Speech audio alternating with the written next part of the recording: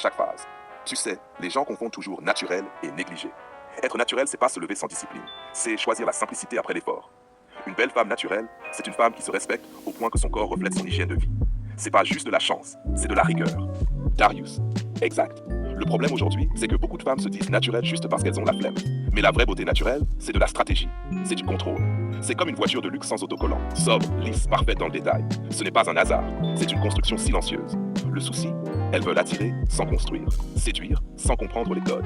Briller sans fondation. Je vous rejoins. Mais je veux pousser plus loin.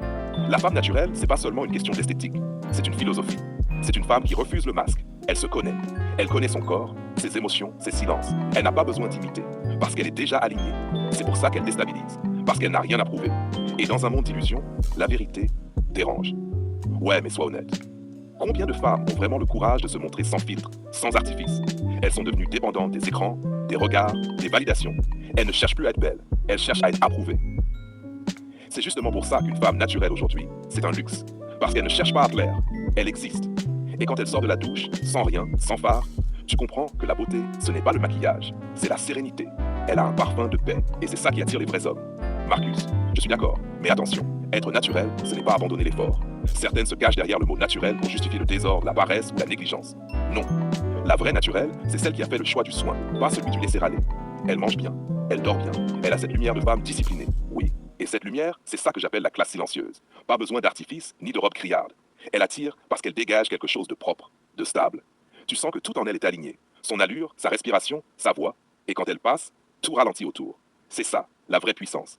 Quand une femme ne court pas après l'attention, c'est l'attention qui la poursuit. Moins elle montre, plus elle intrigue. Et les hommes faibles ne supportent pas ça, parce qu'ils ne peuvent pas la consommer ni la contrôler. Exactement. Un homme sans structure, face à une femme naturelle, panique. Il croit qu'elle joue alors qu'elle est simplement vraie. Elle ne fait pas semblant. Et c'est ce qui fait peur. Parce que la vérité chez une femme, ça révèle le mensonge chez l'homme. Et c'est pour ça qu'elle attire les hommes solides. Ceux qui n'ont rien à prouver. Parce que la femme naturelle ne cherche pas un sauveur. Elle veut un partenaire qui incarne le calme, la direction, la stabilité. Oui, et ce partenaire-là n'a pas besoin de crier qu'il est un homme. Il le montre, dans sa manière d'être, de parler, de décider. Parce que la femme naturelle reconnaît ce langage-là, celui de la cohérence. Elle ne ment pas à son miroir, donc elle ne supporte pas le mensonge dans une relation.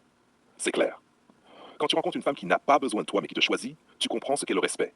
Parce que son oui a de la valeur.